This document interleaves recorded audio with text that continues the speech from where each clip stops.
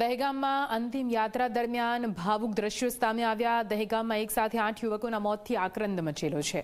વાસણા સોગઠી ગામ કેવી રીતે શોકમાં ગરકાવ થયું આ દ્રશ્યોમાં આપ જુઓ। મૃતક યુવાનોની અંતિમ યાત્રામાં આખું ગામ હિબકે ચઢ્યું। અંતિમ યાત્રામાં મોટી સંખ્યામાં લોકો જોડાયા હતા। ભાજપના સાંસદ હસમુખ પટેલ અને ધારાસભ્ય બલરાજસિંહ પણ અંતિમ વિધિમાં ઉપસ્થિત રહ્યા। એક બાળકને બચાવવા જતા એક બાદ એક 8 યુવાનોના મોત નિપજ્યા।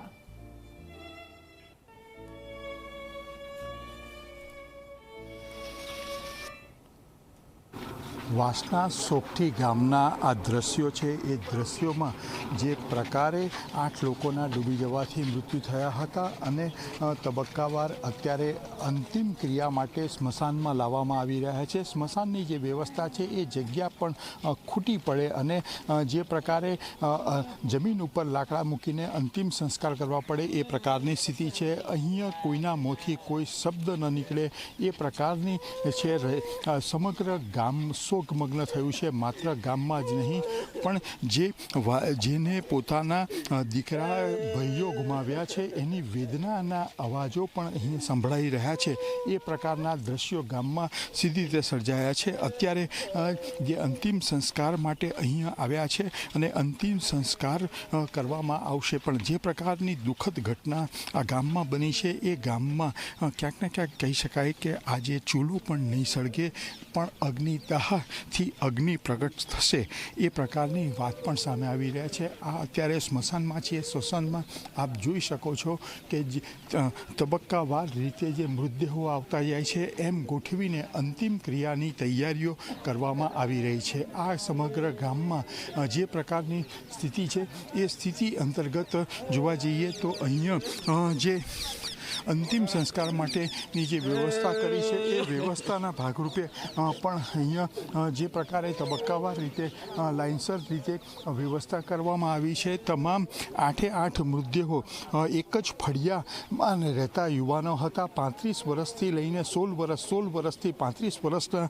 આ 9 યુવાનો જે ભવિષ્ય હતું, પરિવારનું ભવિષ્ય હતું એ આજે બુઝાઈ ગયું છે અને તેના અંતિમ સંસ્કાર અહીંયા કરવાની આખરી તૈયારીઓ પણ કરી લેવામાં આવી છે।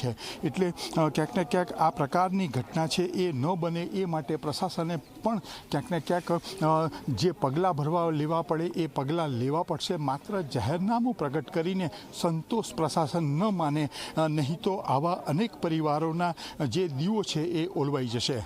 કેમેરામેન રમેશ ઉડિયા સાથે હિતલ પારેખ, જી મીડિયા, ગાંધીનગર।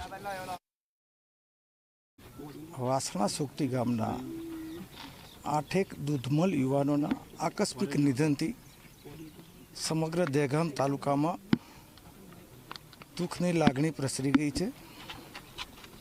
વાસણા ગામ ઉપર તો જાણે આબ ફાટ્યો હોય એવું દુઃખ આવી પડ્યું છે।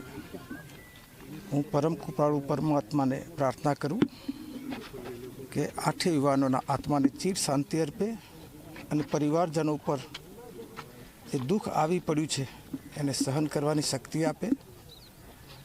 હું અને દહેગામના ધારાસભ્ય બલરાજસિંહ ચૌહાણ બંને જણા રાજ્ય સરકારના આ પરિવારોને મુખ્યમંત્રી રાહત ફંડમાંથી યોગ્ય સહાય મળે એ માટે રજૂઆત કરવાના છીએ।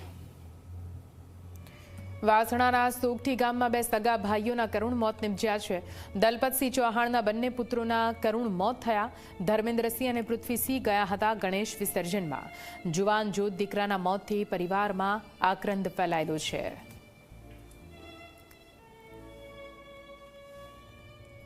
વાસણા સોગઠી ગામે આભ ફાટ્યું છે એ પ્રકારની સ્થિતિનું નિર્માણ છે। કલ્પાંત જે પ્રકારે છે હૈયાફાળ રુદનનો અવાજ સતત તમારા હૃદયને પણ હચમચાવી દે એવા દ્રશ્યો અત્યારે અહીંયા દેખાયા છે। અત્યારે આપણે જ્યાં ઊભા છે એ દલપત રાજ ચૌહાણનું ઘર છે। એમની પર આભ ફાટ્યું છે।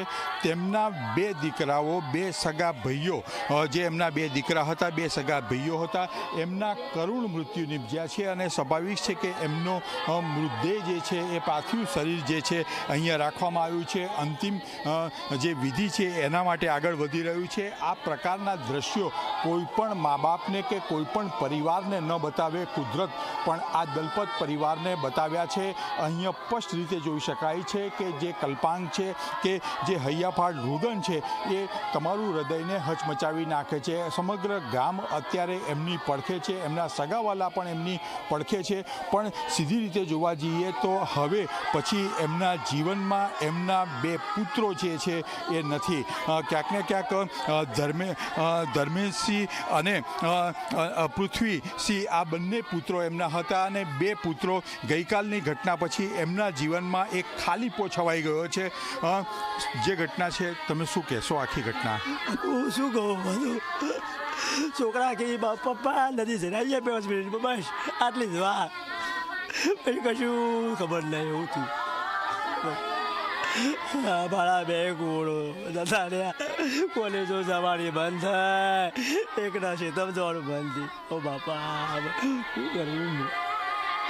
આ કલ્પાંક એક જે રુદન છે એક પિતાનું રુદન છે. સ્વાભાવિક છે કે પિતા ના બે પુત્રો ગુમાયા છે. એક ધોરણ 10માં હતો અને બીજો કોલેજ કરતો હતો. હવે ક્યારે પણ એમનો અવાજ આ ઘરમાં નહીં સાંભળી શકાય એ પ્રકારની સ્થિતિ નિર્માણ થઈ છે. સમગ્ર ગામમાં પોતાનું આત્મીયજન ગયું છે એ પ્રકારે ગામની આખાની લાગણી છે અને એટલે જ આ દુઃખદ પ્રસંગમાં આખું ગામ એમની પડખે આવીને ઊભું છે. કેમેરામેન રમેશ ટુડિયા સાથે હિતલ પારેખ, જી મીડિયા, ગાંધીનગર. ડૂબવાથી 8 લોકોના મોતમાં સગા કાકા ભત્રીજાનું પણ મોત નિપજ્યું છે. સોગઠી ગામના કાકા ભત્રીજાનું કરુણ મોત અને તેના કારણે પરિવારમાં શોકનો માહોલ છે. કાકા રાજુભાઈ અને ભત્રીજો ચિરાગ વિસર્જનમાં ગયા હતા. ચિરાગને 6 મહિનાની બાળકી અને 5 વર્ષનો પુત્ર પણ છે. સ્વજનોની અણધારી વિદાયથી પરિવારમાં આક્રંદ છવાયેલો છે. વાસના સોગઠી ગામે આગ ફાટ્યું છે. સ્વાભાવિક છે કે ગઈકાલે નદીમાં ડૂબી જવાથી 8 લોકોના મૃત્યુ થયા છે. અત્યારે સમગ્ર ગામમાં આ પ્રકારના જ દ્રશ્યો જોવા મળે છે. એક તરફ રોકકળ થઈ રહી છે. ગઈકાલે ક્યાંય પણ ચૂલો નથી સળગ્યો એ પ્રકારના દ્રશ્યો છે. અત્યારે જે પ્રકારે ઘરમાં રોકકળ થઈ રહી છે આ ઘર જોવા જઈએ તો કાકા ભત્રીજાના એક સાથે મૃત્યુ થયા છે. બંને ગઈકાલે નાહવા ગયા હતા અને તેમના મૃત્યુ થયા છે. રાજુ અને ચિરાગ કાકા અને ભત્રીજા થાય છે તેમના આ પ્રકારના મૃત્યુ છે અને એક સમગ્ર પરિવાર પર આપ ફાટ્યું છે. કારણ કે નવજુવાન કાકા અને ભત્રીજાનું બંનેનું મૃત્યુ થયું છે. જે પ્રકારે જોવા જઈએ તો આ ઘટના એટલી બધી કરુણ છે કે જેના દ્રશ્યો અત્યારે અહીં સ્પષ્ટ રીતે જોઈ શકાય છે. આપણી સાથે તેમના જ મિત્ર છે. તમારું શું નામ? મારું નામ જગદીશભાઈ પેન્ટર. અને જગદીશભાઈ, અહીંયા જે લોકો મૃત્યુ પામે છે કોણ છે? એ ચિરાગ અને રાજુ એના કાકા થાય અને ચિરાગ ભત્રીજો થાય. જે છે એમના ઘરે કોણ કોણ, સંતાનોમાં શું છે? રાજુના એક નાની 6 મહિનાની બેબલી છે અને 6-7 વર્ષનો બાબો છે. સ્વાભાવિક છે કે માત્ર 6 થી 7 મહિનાની બેબી છે, એને કંઈ જ ખબર નથી કે દુનિયા ક્યાંથી ક્યાં થઈ રહી છે ને અત્યારે એના ઘરે આટલા બધા લોકો કેવી રીતે ઉમટ્યા છે. સ્વાભાવિક છે કે આ એક મૃત્યુ જે છે એ મૃત્યુની કરુણા એવું કહી શકાય કે આ પ્રકારની ઘટનાઓથી અનેક પરિવારો જે છે એ પરિવારોમાં આભ ફાટતું હોય છે અને ક્યાંક ને ક્યાંક પરિવારોના ભવિષ્ય સામે પણ એક સવાલ ઊભો થતો હોય છે. કેમેરામેન રમેશ ટુડિયા સાથે હિતલ પારેખ, જી મીડિયા, ગાંધીનગર.